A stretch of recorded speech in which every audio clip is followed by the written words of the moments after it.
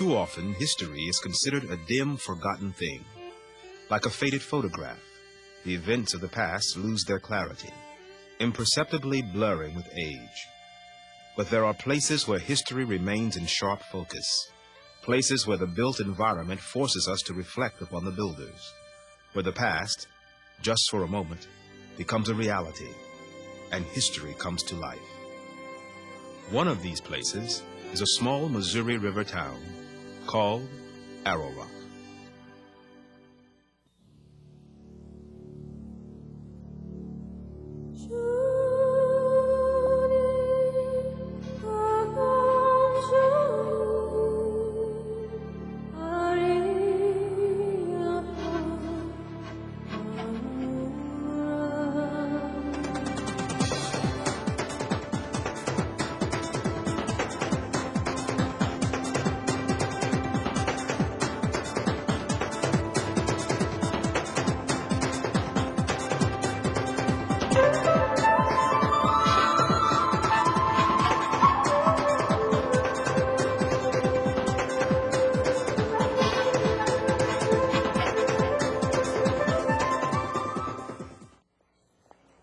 Welcome to Arrow Rock. This historic town on the banks of the Missouri River seems to have been untouched by time. Except for the cars, it looks very much as it has for the past 150 years. Take this old tavern, for example. It's been around since 1834, serving up great food and drink to weary travelers passing through. And it's still serving great food today. Travelers are really what this town is all about. In the mid-1800s, America was on the move, and Arrow Rock was on the path of westward migration. In this unit, we'll take a look at three very different men who lived in this area during these exciting times, and each of them achieved national recognition. One was an artist whose art now hangs in the world's finest galleries. One was a man of medicine, a pioneer physician whose research into the treatment of fever brought him worldwide fame.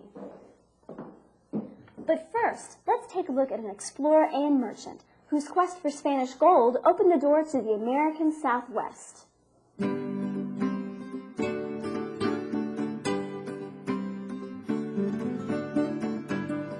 Imagine this scene.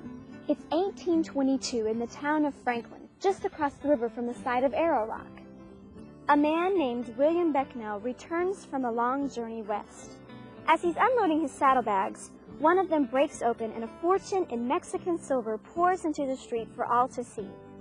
Becknell had traveled nearly 800 miles across the prairies to the town of Santa Fe. The era of trade with the Mexican Southwest had begun. While the tale of Mexican silver may be more legend than fact, it does underscore the importance of the Santa Fe trade to frontier Missouri. In fact, Mexican silver was widely used in Missouri as currency into the 1840s. A meal at the tavern cost 12.5 cents in Mexican coin. During the first 20 years of the trade, Missourians made almost $3 million with the Santa Fe trade, and it all started with Becknell's journey across the plains. Our company crossed the Missouri near the Arrow Rock Ferry on the first day of September, 1821. The next morning, being warm and cloudless, we proceeded on our journey over a beautiful rolling prairie country and traveled 35 miles, crossing the Petite Osage Plain, which is justly accounted one of the most romantic and beautiful places in the state.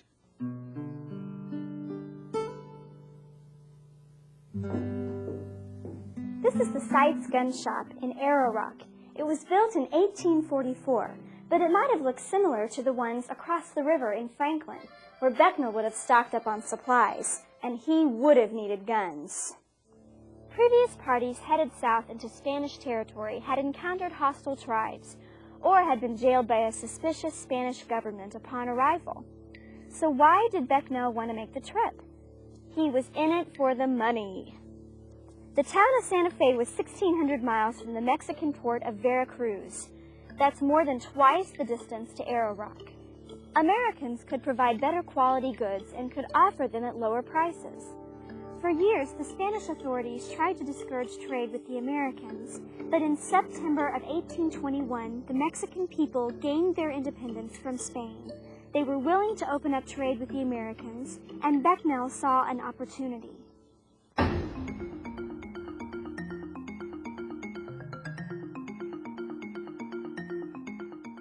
The effect of the Santa Fe trade on frontier Missouri was pretty profound.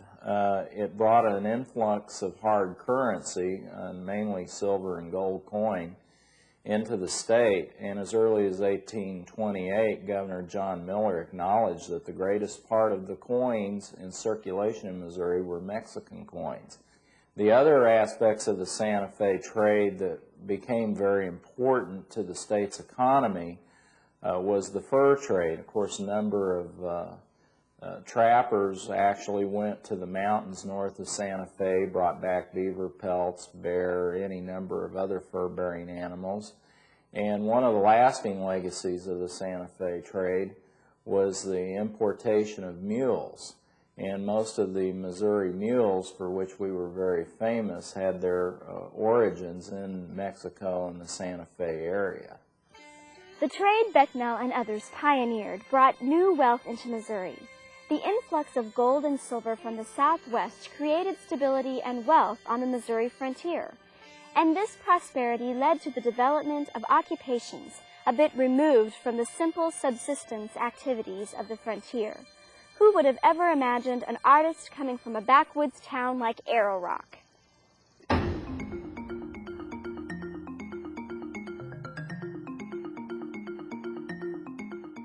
This is the home of George Caleb Bingham, widely regarded as one of Missouri's premier artists. His depictions of river life have captivated audiences worldwide.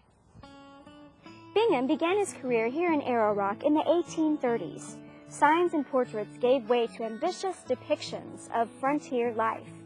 His masterpiece, Fur Trappers Descending the Missouri, explores not only the personalities of the trappers, but gives a feel for the landscape as well. The county election is pure American democracy in action, looking at both the dignified and the disorderly aspects of the political life with an unblinking eye. And who can't be moved by the joy and emotion of the jolly flatboatmen in port, a poetic rendering of the lighter side of life on the river. Bingham was always passionate about his work, and from an early age he tried to better himself as an artist. In an 1835 letter to his fiancée, he wrote, I am fully aware of my many deficiencies as a painter. Nearly 3 years have elapsed, and I have yet scarcely learned to paint the human face. Yet while I am frequently under the influence of melancholy when my prospects appear dark and gloomy before me, yet I have never entirely despaired, and the determination to do my utmost to rise in my profession has ever remained strong in my mind. Today, Bingham is universally acclaimed as one of our country's greatest artists. His works hang in museums all across the nation. We are lucky to have had such a talent to preserve these images of the frontier for all time.